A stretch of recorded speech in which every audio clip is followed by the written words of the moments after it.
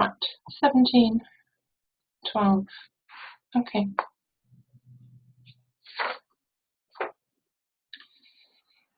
Today I'm absolutely delighted to be speaking with David Dibble. Now, David's a very interesting man. Now, I'm just reading from my page here, so excuse me, but David's done an awful lot. Now, he's well known for the work that he does with the 4 agreements. He's one of only 2 people in the world authorized to teach the 4 agreements at work, having studied for 8 years with Don Miguel Ruiz. The 4 agreements, I love that. It's just such a beautiful way to live your life, isn't it? But anyway, you're very well known for that. Inner astrology, conscious systems. However, what we're going to be talking about today is your work with dreams. Now, this is fascinating stuff. So I do want to dive straight in, if I may. So I'm just going to say, David, thank you so much for joining us today. Oh, it's such a pleasure to be here. I feel like it's old home week, so thank you. Well, I'm so looking forward to this. I'm intrigued, very intrigued. Now, we all dream, don't we? We all dream. That's a scientific fact. Why do we dream? Well, that's probably one of the most profound questions that I get asked ever. I actually believe that dreams are encoded in us when we come into this life as a way for us to connect with our inner wisdom, or that part of us that is all-knowing or all-wise, and to receive the guidance that we need in order to live whole, happy, complete lives in this particular lifetime. That's very interesting. We're actually encoded with these dreams. So for some people, it's the divine, isn't it? Source. But you can call it what you like, because we all know that we do have an inner wisdom. So you think that dreaming is a way of getting in touch with that inner wisdom? I absolutely believe that.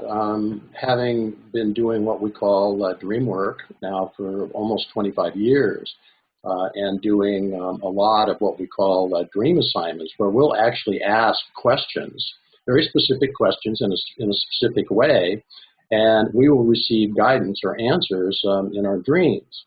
And we have used this. We've used it in our family life. My wife and I have used it to solve problems that we probably couldn't have solved in any other way. Used it in my work. So it appears that it's there for not just for me, but for all of us, and that it's something that's there like our DNA. So it's just part of us. I like that, encoded DNA. And it's there. I love the way. Now, David, if I may, you say that you've used this with your work and also in your relationship with your wife. Is that something you can share with us, an example? Absolutely. Yeah, as an example, when there was a time when Linda and I, she was living in Santa Fe, New Mexico, and I was commuting from San Diego, about 1,000 miles. And and I had a business I was running, which was taking a lot of my time. And so I would be going over every week or two. And what I found after a number of, months, it was actually a couple of years of this, that I was sort of running out of gas. When I would show up in Santa Fe, I would be the entertainment and the discipline for the kids. And then I would return to, working 10 and 12-hour days. So I told her, I said, you have to move back. And she had just set up really everything for a whole nother year in Santa Fe, New Mexico. I had the kids in school. She had made friends. We've rented a house. I could go on and on. But anyway, she said, well, I can't. There's just no way. And so we said, well, let's do a dream assignment and see what inner wisdom tells us we should do. And so we asked the question, should we live in San Diego or should we live in Santa Fe, New Mexico?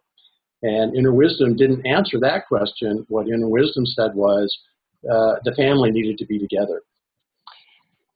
And so there was no way that I could move because of the business. And so she actually resisted at first, which is unlike her. She said, wait a minute. So we did another dream assignment, and we had the man who taught me DreamWork. This was back in the 1980s. We had him do the dream assignment to make sure that I wasn't biased in some way, and and we got the same answer. Yeah.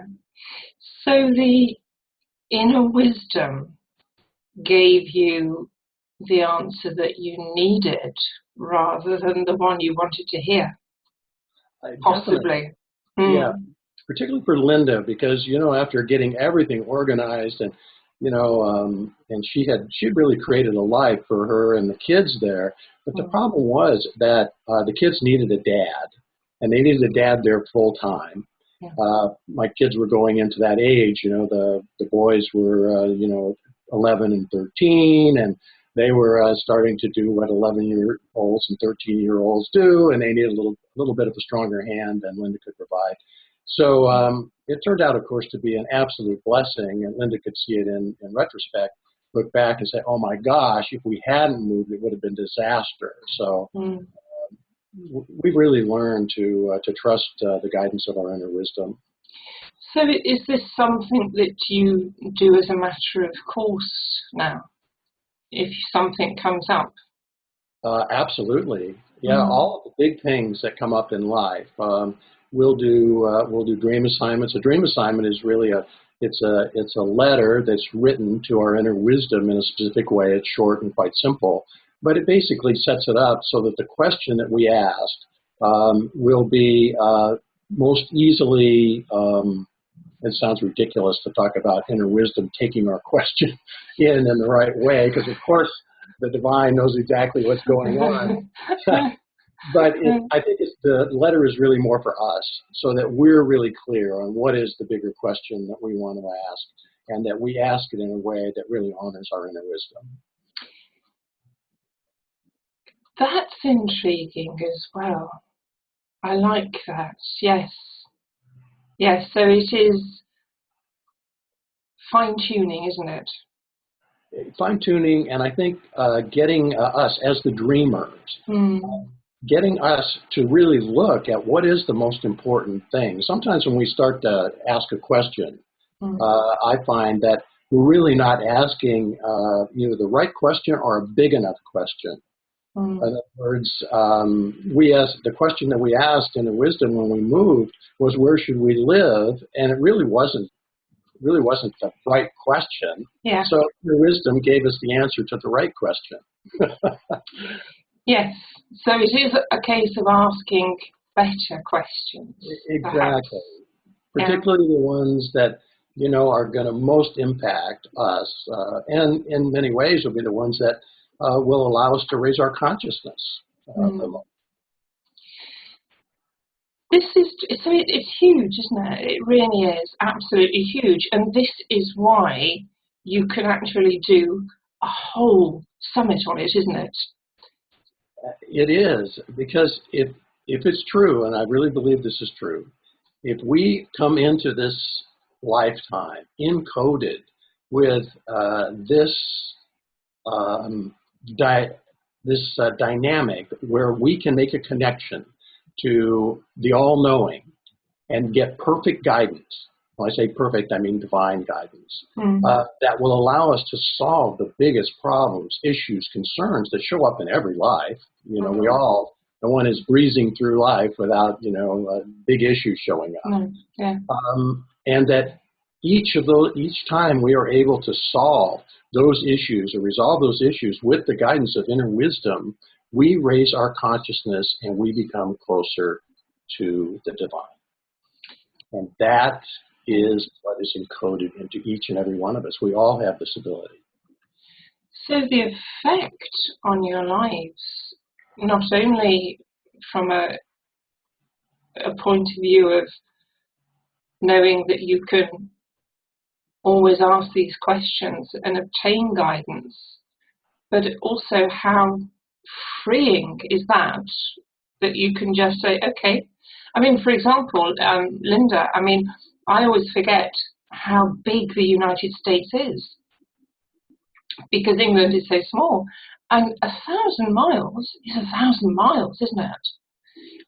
It is. And, you know, it's interesting, too, because we think about like a long commute of 1,000 miles. But, you know, even we could be separated by a block or two and find that we're just as separated as we are, you know, at 1,000 miles. Mm-hmm. And so, you know, this idea that, you know, whatever the issue or the problem happens to be is really, for the most part, going to be created in the mind in some way. Mm-hmm. And so, you know, my 1,000 miles might be somebody else's 1 mile. And, oh, yes. Yeah. Yeah. But in either case, the effect on each of us would be the same. In other words, if someone felt really separated at a mile, it wouldn't make any difference if it was a mile or 1,000 miles. The feelings that we would have and the problems or the stress we might experience would be the same. That's a very good point. I mean, us Brits, we're very much, well, it's 200 miles away, you know, and we do sort of set out with, you know, sort of provisions in case something should happen. You need to take sandwiches and you need to take this and you need to do it. But we do, and to the Americans, 200 miles is nothing. Your roads are probably better than ours, but that's another point. So yes, this is a great idea, and it will very much, as you say, change your attitude. Now, we started off, I said everybody dreams. Now, I know I dream, but very often I just don't remember them. Now, is there a reason for that, David? Well, there are reasons for that. One of them is that the dream state, when we start to come out of the dream state and we kick into the non-dreaming state, there's almost like an eraser that takes place in our memory, whereby we now start to sort of click out of one dimension or one dynamic into another dimension or dynamic, and that the second dimension requires a different type of memory than the one that we have when we're in the dreaming state. And so the research indicates that what happens when we wake up is that there's kind of this natural tendency to sort of click into this other type of memory, and in the process erasing from memory the things that happened during the dream state. But with practice, we can sort of strengthen that inner muscle memory around dreams. So, yeah, so it's not unusual for people to not remember their dreams, but there are definitely ways that we can help people begin to remember their dreams. Right, so you're saying that we just have a stronger, okay, we've gone from one to the next state, and going to that state just sort of rubs it out. For many people it does, yes. Right, okay. Because I know that I will wake up and if I'm quick, I'll know roughly what the topic was. For example, frogs. You know, if I've had a dream about frogs, I'll know I'm thinking about frogs. But only if I'm really quick. If I leave it too long, it's gone. Exactly. Yeah, we see that too, where one of the things we really recommend for people that are trying to remember their dreams, well, there's a number of things, but when you first wake up in the morning is to lie absolutely still.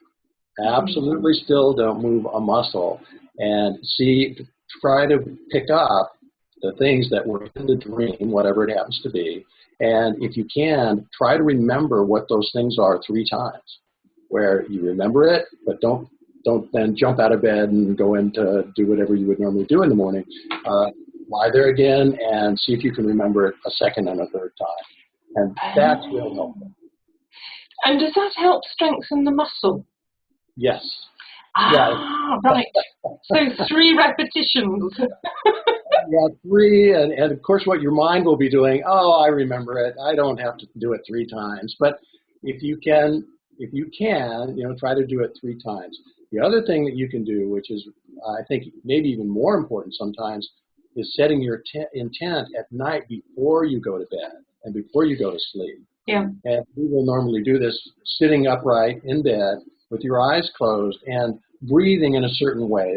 I would call it connected, long, slow, kind of a yogic type of breaths where you're breathing down into the belly and just asking inner wisdom to allow you to remember your dreams. And just putting your attention on it in that very focused way is often all you'll need to begin to start remembering your dreams. And the more you do it, of course, the more opportunity you're going to have to begin to remember. And then once you begin to remember, you start to strengthen that muscle. Fabulous. Well, I always like a little bit of synchronicity. And yesterday I was reading just a sort of health and wellness, with spirituality magazine. So I just sat down with a cup of tea and I was just having a little flick through. And there was a little section about dreams. And I thought, oh, how lovely. So I was reading that. It was only a very short introduction. And one of the things that it said was if you have trouble remembering your dreams, what you can also do is perhaps during the day say, I will remember my dreams tonight. When I wake up tomorrow morning, I will remember them. So I did that a couple of times last night. And then I actually had a nightmare. I dreamt that somebody was trying to kill me.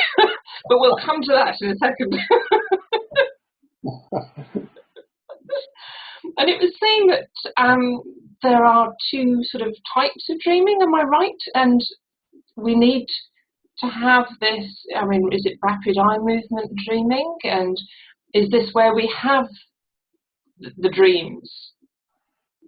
Well, actually the rapid eye movement, which is called REM, there's a stage of REM dreaming, and then there's also, I think, 3 or 4 stages of non-REM sleep where we also dream.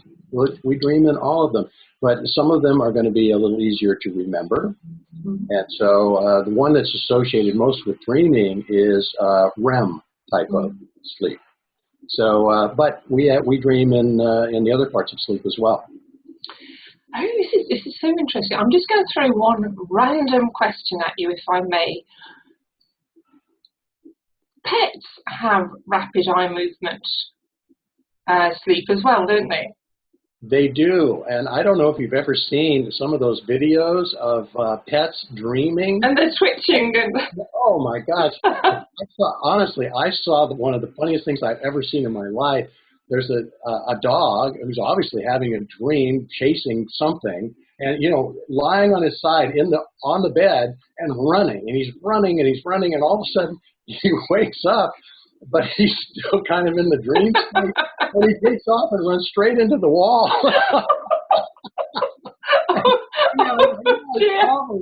It's cruel to laugh. Oh, poor thing. Myself. I just went. He was really going after something. So it was really, yes, definitely they dream. Yeah, So yes, he was chasing his rabbit or whatever it was. Poor thing. That's very, very interesting. The article that, as I say, that I read last night, the slant of it was a mother and daughter who do various types of, self-improvement, helping people get over their problems.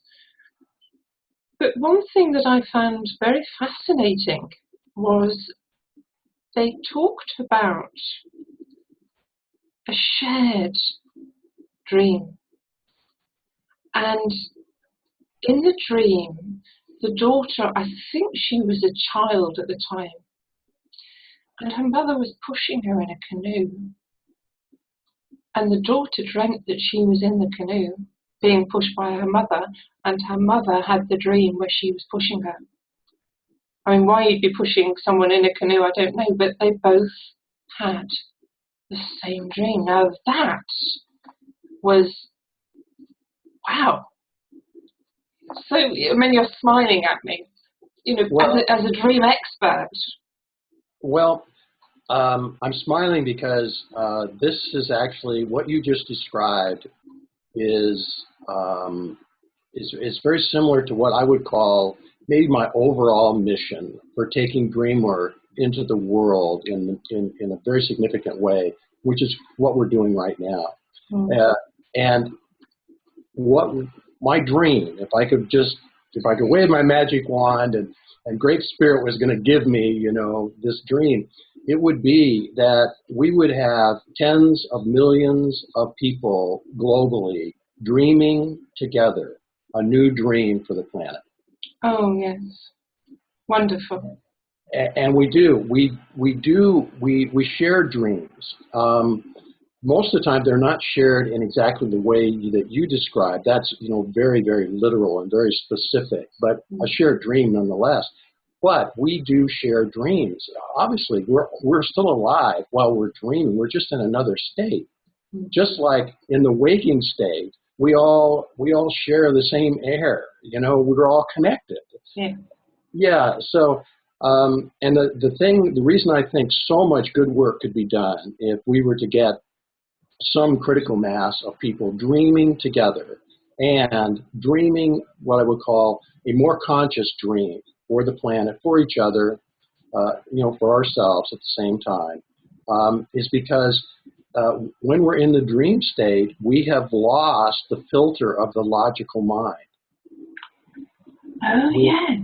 And we've lost, we still have the emotional, all of that's still there. But, the things around time and space and belief systems, and systems that we might use, to create images or to be a certain way or look a certain way, all of those things which are not authentic, they're not really us. They're us trying to make it in the world, using the waking state. A lot of those things are gone when we dream. And so when we bypass those filters, we get much, much quicker, much faster, much deeper into, what's really there for us, as far as dreaming a shared dream, as far as using inner wisdom or that guidance as a way to guide us in this shared dream. And then being able to take right action on that dream in the waking state in order to recreate and resolve some of these problems that we face, as a species, as humanity, and of course as individuals. Yeah, but now that leads us very nicely into one of the questions that I wanted to ask you, David, was, obviously, first of all, you need to remember your dreams. Now, you've helped us with that. So we just need to do 3 repetitions, exercise that muscle. Start. Yeah, and we will start to remember our dreams. But then it's a case of, sort of the conscious mind, when we're awake, that we can act on the information that we're given to resolve things. And I'm just remembering, I'll just throw this in very briefly. I work with various techniques, but one of the ones that I like very much, matrix reimprinting.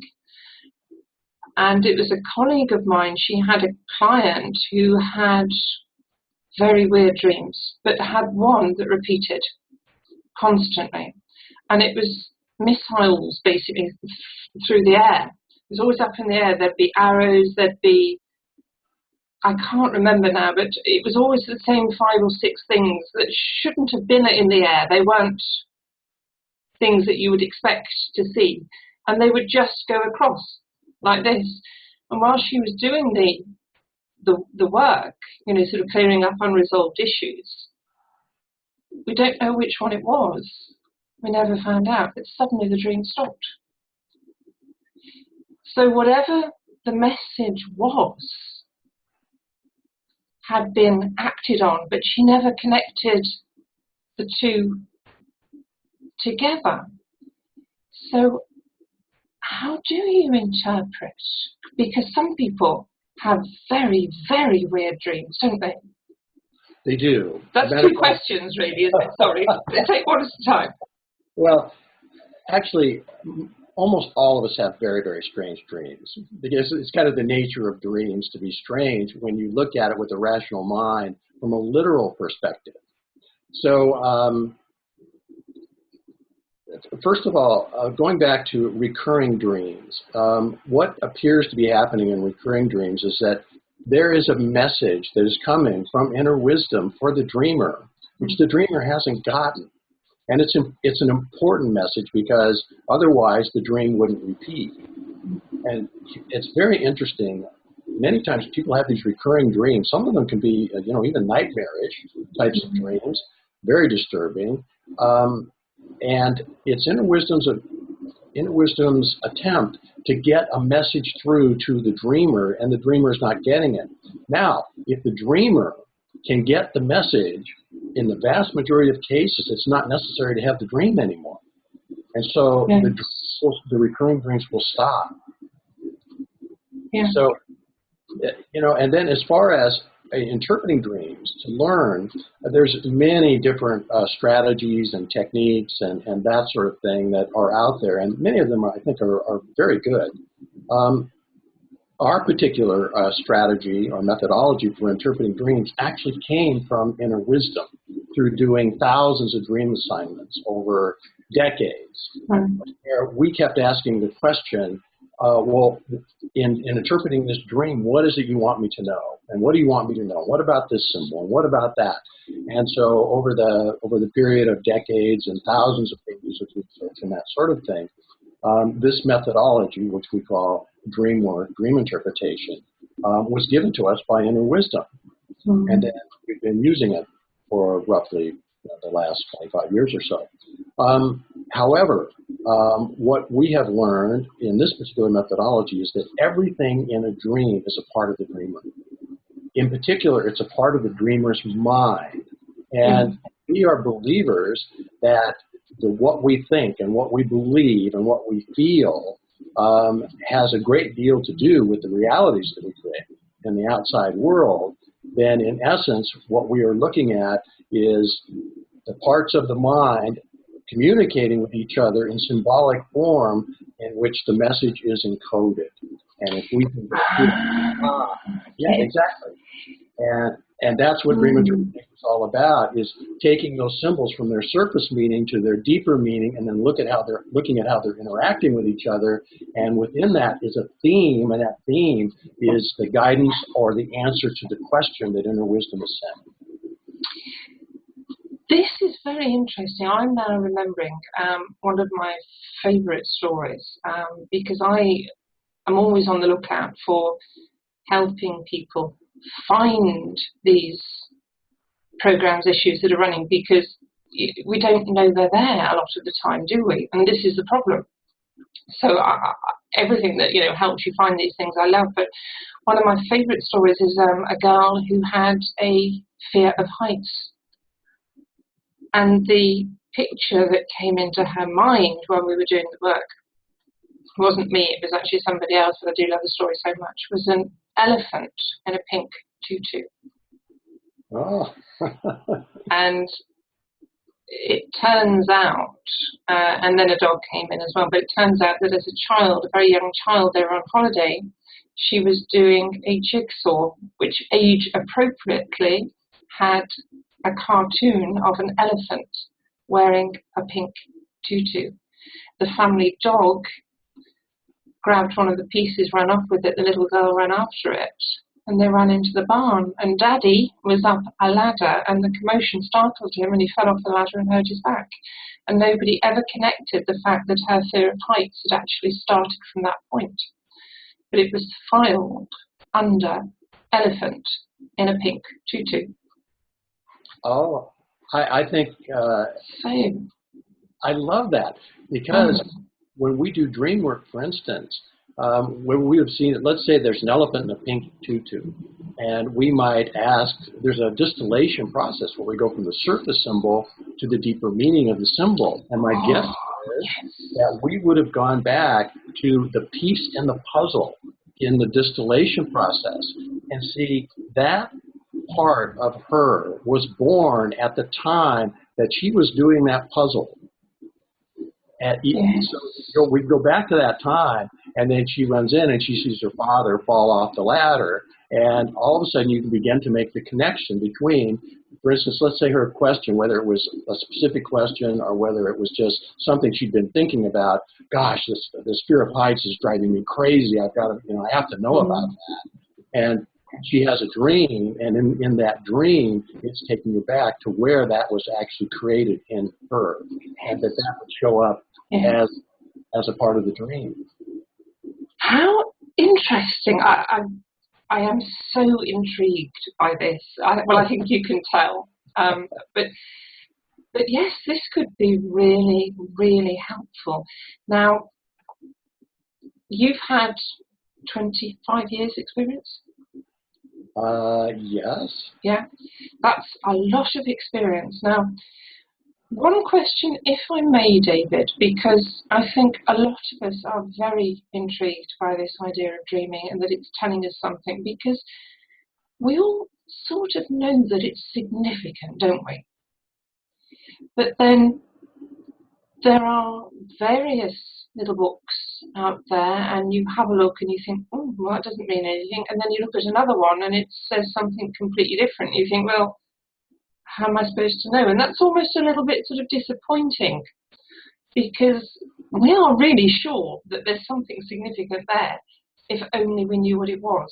Now, you've almost put your own together then, which you received from Inner Wisdom. Interesting. Yes. Interesting. Yeah.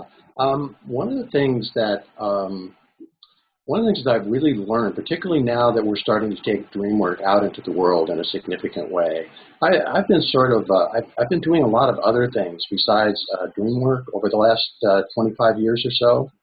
And to tell you the truth, I had really thought that when I died and when the person that I studied with died, his name is Alvaro Lopez Waterman, just a brilliant guy, PhD in psychology, and he did all the initial research on DreamWork. And he was the person I studied with for 6 years. So basically, there are two of us that know this stuff in the world, and we're both getting up in our years. And I had really thought, well, when we go, it's probably meant that, it should go with us. And then 4 years ago, actually 4.5 now, I had one of the most powerful dreams I've ever had. It sat me straight up in bed, and I got this message that it was time to take DreamWork into the world.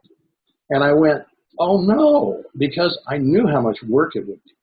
And I had a lot of other things I was trying to do, but I have learned over the years that if I just trust and if I would just follow the guidance of Inner Wisdom, my life works really well. So I did another dream assignment because I was hoping I had gotten it wrong. And and said, okay, it's time to take it into the world. Then I did another dream assignment asking, there's 3 components of DreamWork. There's DreamWork dream interpretation. There's another thing called character types. Another thing's called conscious systems. And so I asked, where should we start? And he said, well, start with character types. And then, anyway, the long and short of it is, I've spent a little over 4 years getting everything ready to be able to take this out into the world. And as I've done that, what I've realized is that this work has really sort of been marinating, waiting for the right time. and so now it turns out, like the summit, for instance, that we're going to do, that the summit is really about this initial work of getting DreamWork. And when I say DreamWork, I don't mean just our DreamWork, but DreamWork in general, out into human consciousness and starting to gather the kindred spirits, to start to do dream work, because my gosh, we have this incredible ability and we're just being ignored in many cases. So this will help people, it will give them some tools to be able to access the guidance that our inner wisdom is giving us through these dreams that we have. Yes. Wonderful. It's there for all of us. We're all, there are no special people when it comes to dreams. We all have this ability. You know what is so beautiful too is it transcends culture, language. It's even distance. I mean, none of that makes any difference because this is something we came in with. It's just the same as the DNA that created our bodies. Yes, yes. This is so interesting, and it does to me sound as though it would work very well with whatever people choose to do. It's giving you guidance as to what you need to look at and the wisdom that you need to move forward with a particular situation or whatever, or choice that you need to make. But then people can sit there and meditate. People can do, I don't know, yoga. It could go alongside. I mean, I tap. I'm a tapper. I do EFT and all sorts of other things. But I can see that this really would work so well. As I said before, I love things that give us those clues that we need, interpretation, give us the information. Because so often we can spend ages going round and round and round something. But what you actually need is the elephant in the pink tutu. Exactly. And here's what's so beautiful, Clue, is whatever you're doing in your life, whatever it happens to be, whatever the biggest issues or concerns that you have in life, you can use DreamWork to at least get to the point where you might not be ready to act on the guidance of inner wisdom. It's not unusual. We don't like hearing what inner wisdom has to tell us a lot of times. It might be telling you, here's what you need to know about, this health problem you have, or get out of this abusive relationship that you've been trapped in, or, well, if it was easy, we would have already done it. And so, but if we can at least have it in our consciousness where we say, okay, I know that this is the message that's coming to me through this health problem. This is the message. I know you've done a lot of work in the area of back pain and that sort of thing. If a person can understand what is the reason that they have the back pain, there's a message there. Now, I'm not saying that immediately your back pain is going to disappear overnight, but I do know this, that in most cases, if we have something that is really a big concern in our lives, it's a message.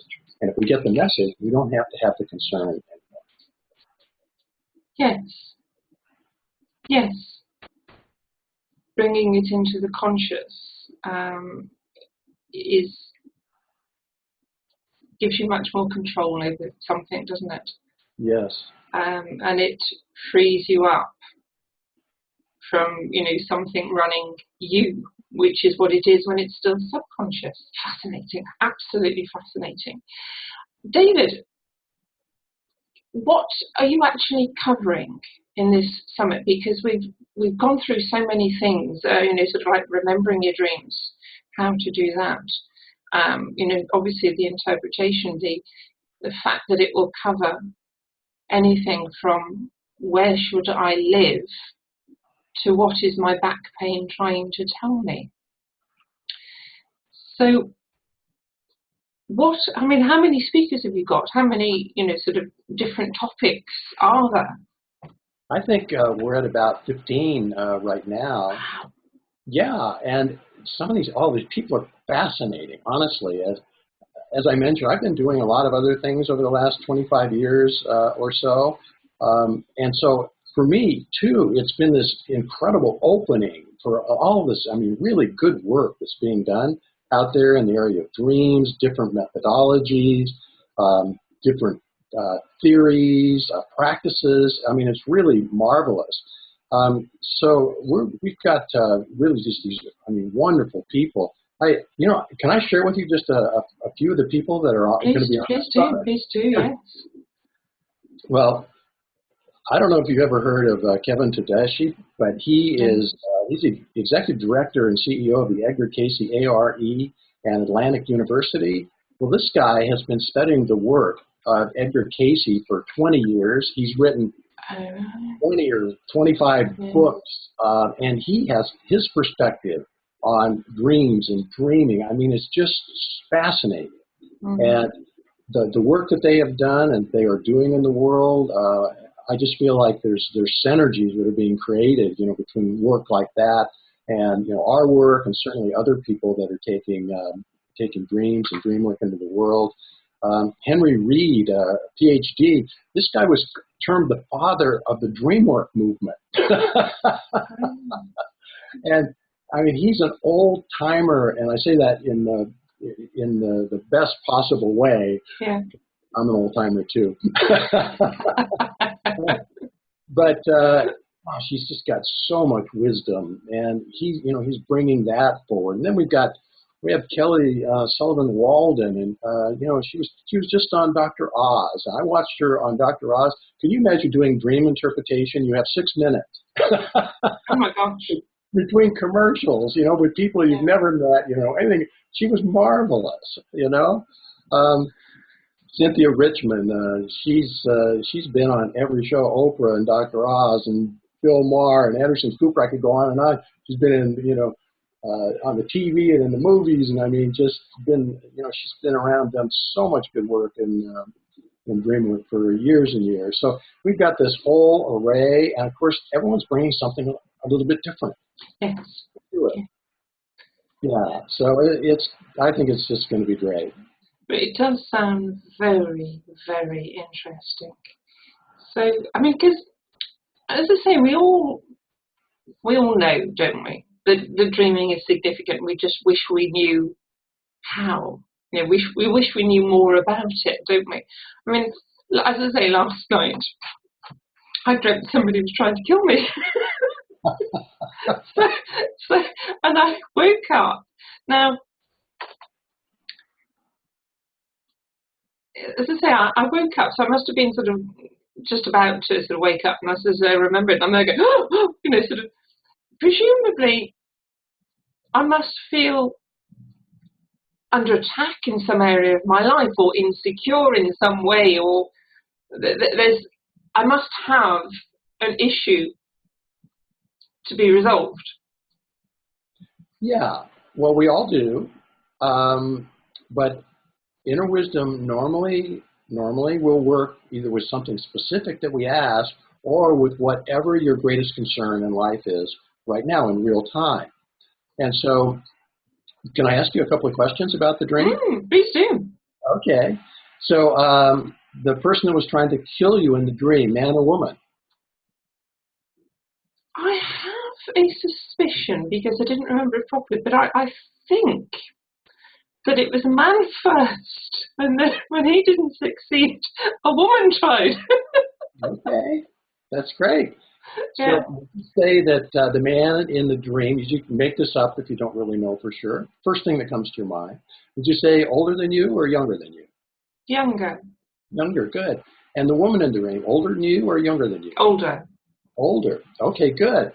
And so I'm just going to throw this out. Go ahead. I think something just came into my mind that she might have been his mother. Ah, great. Very good. Gosh, I'm remembering more than I thought. This happens when we start to put our attention on our dreams. There's a kind of a spiritual principle, and it goes like this: whatever you put your attention on expands. It's why Mother Teresa would never go to an anti-war rally, but she would go to a rally for peace. Yeah. Because people don't realize is if you put your attention on the negative, even if you're trying to eliminate the negative, you're actually expanding that.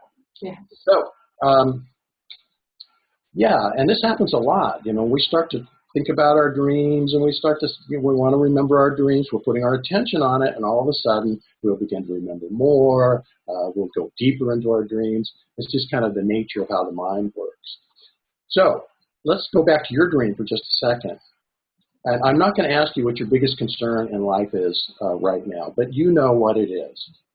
Whatever it is, don't worry about it. We're not going to talk about it now. Try it. Oh, yeah, okay, yes. Okay, got it. Good. But in this dream, you have symbols in the dream, and they're all part of you. So the you in the dream is a part of what's called your feminine mind, and that's the feeling part of you, and it's feelings, emotions, and memories. The male in the dream is younger than you, so that's a symbol of what's called your masculine mind, which is your thinking mind or your rational mind. And then we have the woman in the dream who is older, which is a symbol of your authoritarian mind, which is the rules, regulations, and boundaries that you have created over your life and by which you now run your life. You say, this is right, this is wrong, do this, don't do that, that sort of thing. And so those are the three symbols in the dream. And so in these symbols, you've got two parts of the mind that are trying to kill off another part of the mind, and we don't know what that other part of the mind is because we haven't done the distillation on it to go into its deeper meaning. But you might take a look at what are some of those feelings and emotions and that sort of thing that are either being suppressed or killed off by either the part of the thinking mind that's kind of like this man in the dream, or a part of the authoritarian mind that is like this woman in the dream. And you might even ask yourself the question, do this man and this woman in the dream, do they remind you of someone, or, just see if you can get a little bit of a feel for that particular symbol and what its deeper meaning might be. Yeah, because it does have to be a fear then, doesn't it? Because the emotion, if someone's out to kill you and they're attacking you. Yeah, but in some cases, it might be a good thing because it might be, I'm making this up now, but we do see this a lot when we're working with people's dreams, where it looks like, this awful thing is happening. Like, for instance, to have someone trying to kill you in a dream that's probably not a real pleasant thing. But it might be, if we were to distill that part of you, that this is a part of you that's no longer serving you, and that they actually are doing you a favor. Yes, that would make a lot of sense. So I suppose I actually don't know anything about tarot cards, apart from the fact that I've heard people say that death is not a bad card. It can signal a new beginning, the ending of one thing, like one door closes, another door opens. Exactly. Interesting. So we don't need to be afraid. It's just it was so strange that I haven't remembered my dreams for such a long time, and then I have a nightmare, which hasn't happened for years. Well, remember too, we were going to do this interview, and so already your attention is starting to go toward dreams, and maybe not specifically to your dreams, but it's going toward dreams. And so that awareness, that connection is starting to expand because your attention is going to that in some way. Yes, because, I pick up a magazine. I very rarely pick up magazines. And it had an article about dreams in it. Exactly. And I said to myself, oh, okay, I'll say I intend to remember my dreams this evening. I will remember my dreams tomorrow morning when I wake up. So this is, I presume, almost as like saying to the subconscious, okay, we're going to do something. So what would you like to bring up? Exactly. Perfect. Yeah. That's absolutely it. Yeah, yes. And obviously, as you said, we do a lot of work with people who have physical issues because where the mind goes, the body follows. I tend to sort of bypass the thinking process and go straight to some kind of physical condition. That's what gives me a clue that something is not right. Yeah. But you know what? I think I'd rather try it with the dreams first. By the way, I think you're so right on. I'm just learning a little bit about this work that you're doing in the area of tapping, and I thought that's so cool because that is, a wonderful practice, and I could see you could mix and match a little bit of dream work with that. My gosh. Yes, I'm really quite intrigued by this. I think it would work very nicely because my sort of aim in life has been to help people deal with the stuff that they don't know is there. Because I say to people, you know, are you breathing? Yes, in which case you have issues. That's so true. Yeah. But I'm always looking for the nicest, gentlest, fastest, most effective ways of doing that. And I'm really quite intrigued by this, which I think you can probably tell. Yes. Well, I'll share something with you, and this will probably even take you to another level of intrigue. Mm-hmm. When this happens a lot, when we do, actually it happens a lot whether it's in front of the room or whether we're doing one-on-one types of things. But it's not unusual for, particularly in front of the room where we'll be doing a dream assignment, going through a dream, and you see the dreamer, we're just kind of going through the process and, of course, talking about the symbols in the dream. And, of course, the dreamer is much more open because we're talking about something, what the dreamer assumes is something other than the dreamer. And so it's much more authentic, much more honest. But almost, I don't want to put a percentage on it, but maybe it's half of the time, we will actually see people pop into a higher state of awareness and consciousness. Where and for the room, for people in the room, you'll almost hear like a gasp. You can almost feel that people breathe. They go, where everyone sees it at the same time, and we'll have people, you know, with something that's been going on, recurring in their life, you know, patterns, you know, that, I mean, really destructive patterns and things like that.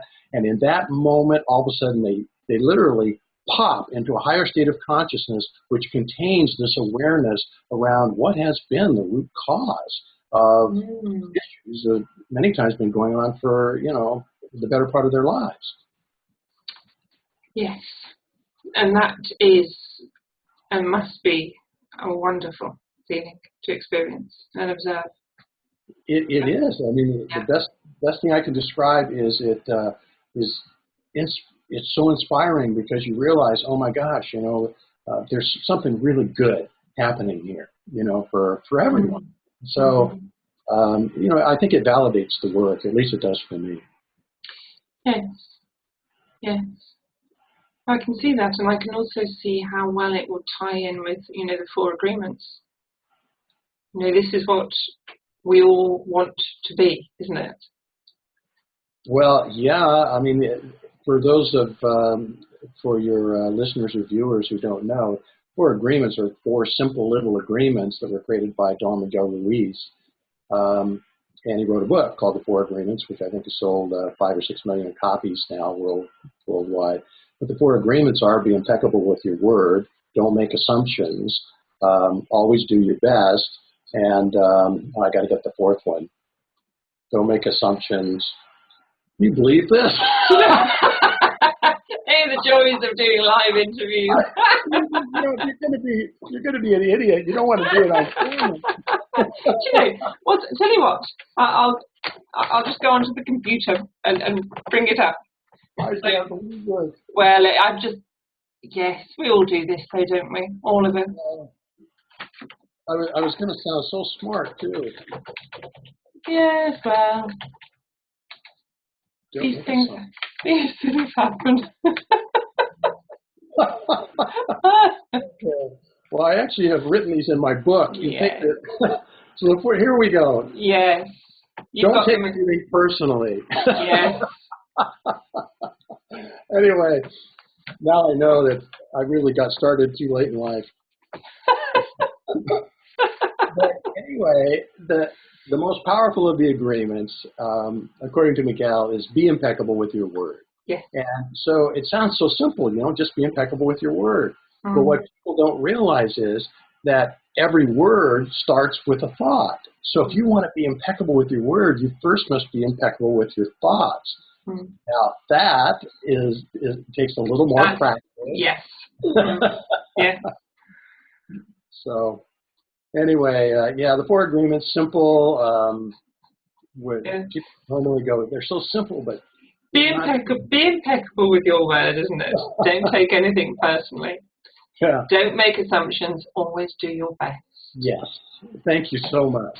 But one of the things that I look at that I find so fascinating is that experts from so many different modalities and areas of expertise now will say that everything we do is mostly subconscious. You know, and it varies between 80 and 95% of everything we do is automatic, that we're not thinking about it. Exactly. So, the first stage is perhaps sort of starting to be conscious about what you do. But this is where, this is the work that I do, looking at what's programmed into you when you're young. And to get to that stuff is a lot easier said than done. I mean, I am not very clever about computers. I say I can't be clever about everything. It would make people feel uncomfortable. But I have no idea what programs are running in the background of my computer, and the same is true for us. And if we knew what our dreams meant, if we could access that inner guidance, then we can start to live consciously. Yeah. Well, the problem, the root cause issue or problem that we face that is sort of center stage on all of the stuff that we experience in the waking, what we call a waking life, a waking dream, is the subconscious mind. And of course, it's subconscious, the definition basically means that we're not aware of it. Yeah. And yet it's running the show. It's the software. Yeah. Excuse me. So it's the software. And we're basically, I describe it as like a wild horse. And if you throw a loop around the neck of a wild horse, and then you run a rope down and you tie it around your right ankle very securely, when you wake up in the morning and startle the horse runs out of the barn and you go dragging along behind it down the road of life. And that is what life is like when the mind is allowed to run on free spool. It's naturally created. It's what it does. It's its purpose. But if you have a lot of fear-based thoughts, beliefs, and memories that live in the mind, you're going to have a dramatic life with lots of issues and lots of problems. But if you can begin to control that wild horse and then have it produce or create the thoughts, beliefs, and memories that allow you to lead a happy, whole, fulfilled life. Which is what all of us want. That's what we all want. Yeah. Well, and I would actually describe that state as being enlightened in some way. Yeah. So, yeah, and this whole thing about, trying to fix the outside world before you fix the software is, I think, maybe the biggest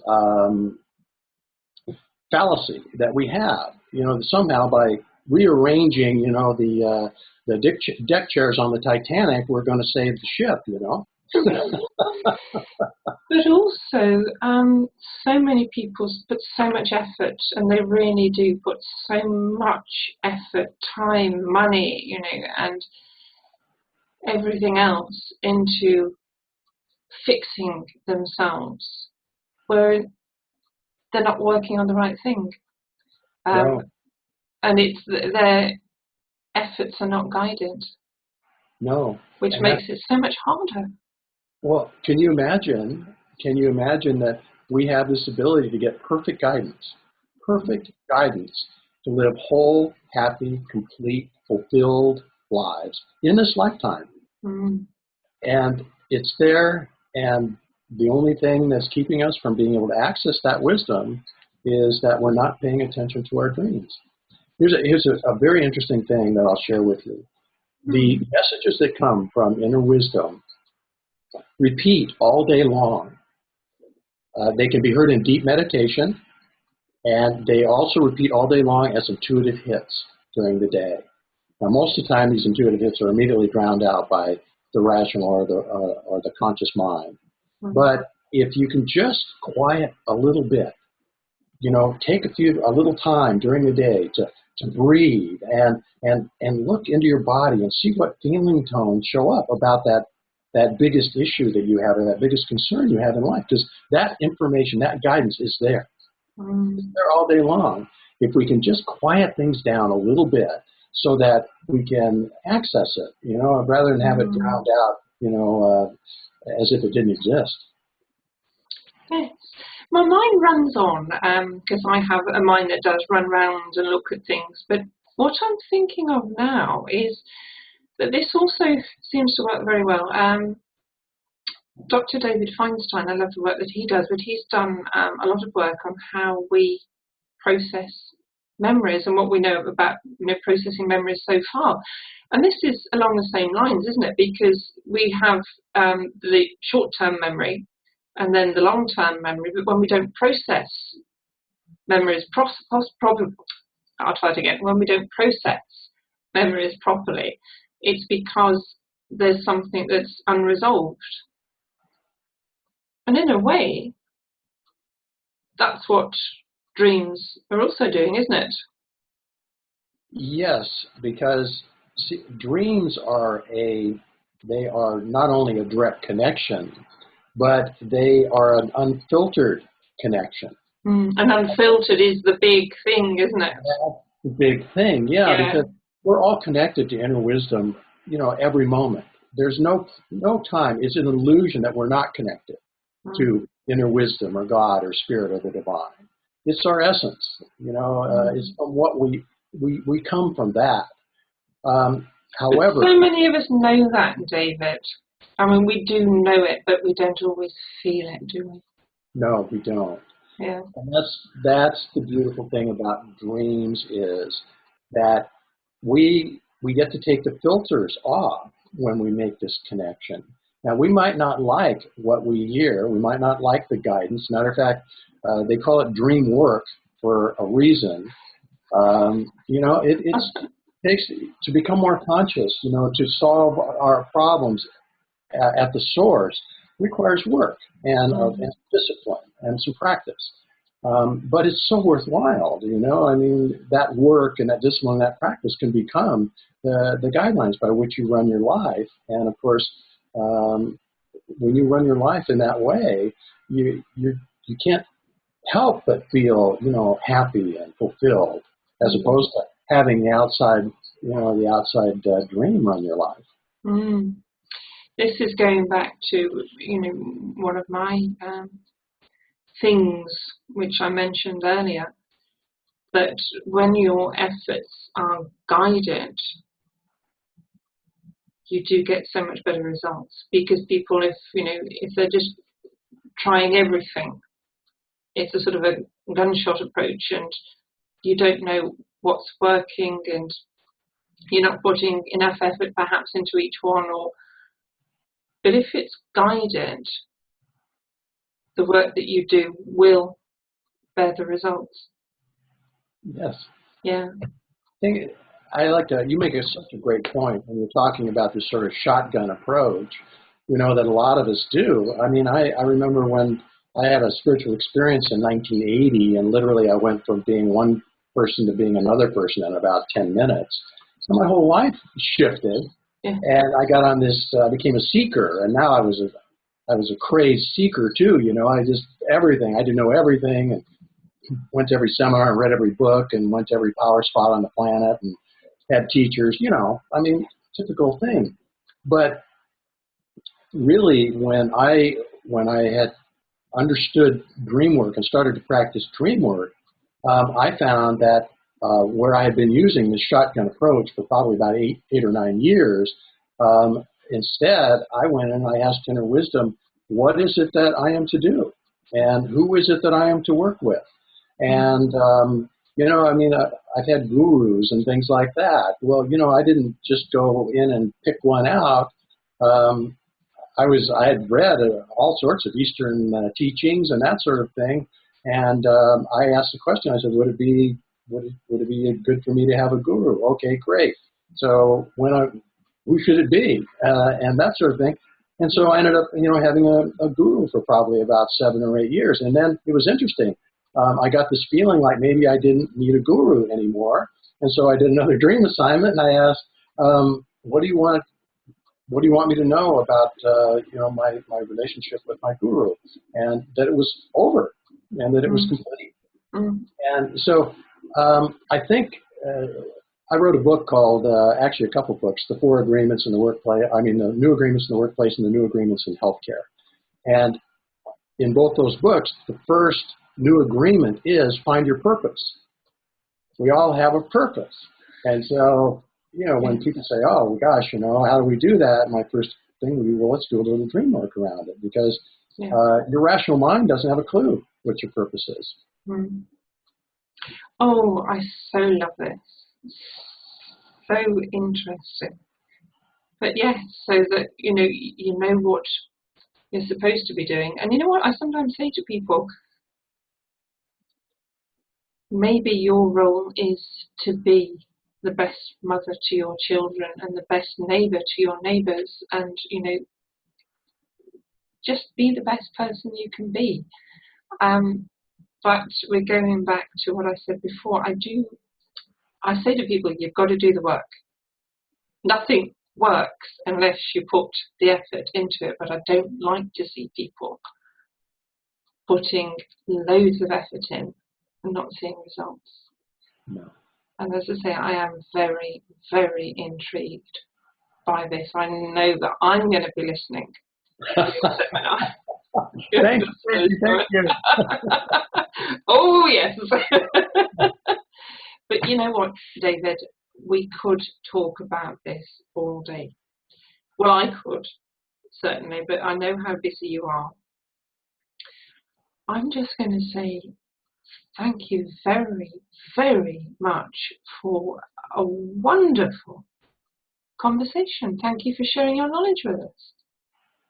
You're so welcome, and I feel honored to share the stage with you. I just feel like you're doing such good work in the world, and somehow I just know there'll be a connection between what you're doing and what we're doing in some way, and it'll be magical. I think so, actually. I'm getting that feeling. I am getting that feeling.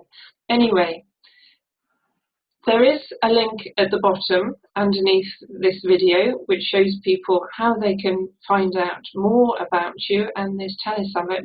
What are the dates of it, David? We're going to be running between September 4th and September 12th. So not long to go. Fabulous. I can't wait. David, thank you so much. Thank you. Thank you. Bye-bye. Oh, that was cool.